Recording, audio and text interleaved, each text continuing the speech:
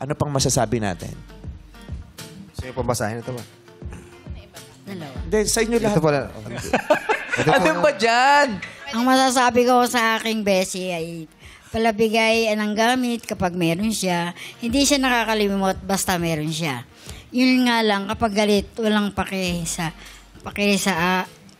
makipag... At dito na tayo, mother. Naglalagay. Siya ay Ulit-ulit eh.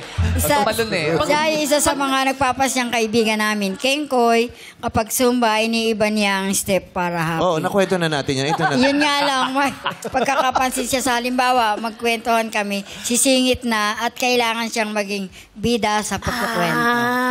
Bida kwento.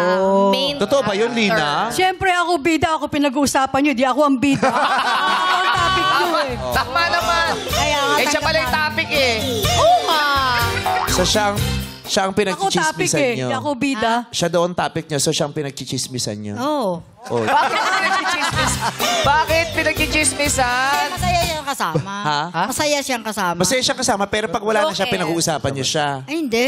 Ngayon, bakit Basta- sabi niya, pinagchichismisan niyo daw siya, kaya siya sumasabat? Eh, siyempre, masaya nga kami dun sa kwentuhan namin tungkol sa kanya. naman siya. Pero nandun siya. Nandun siya na. Sinisiraan. Ha? Hindi naman namin siya sinisiraan, basta masaya kami pagkasama. Kengkoy nga siya eh. Oh. Kengkoy siya. Pag nandito, siyempre pag nandito, iba yung sasabihin. Pero pag kayo-kayo na lang ng mga kumarin nyo. Ay, hindi. Mabait talaga siya sa akin. Hindi, para sa akin, mabait talaga siya. Mabait siya. Mabait siyang tao.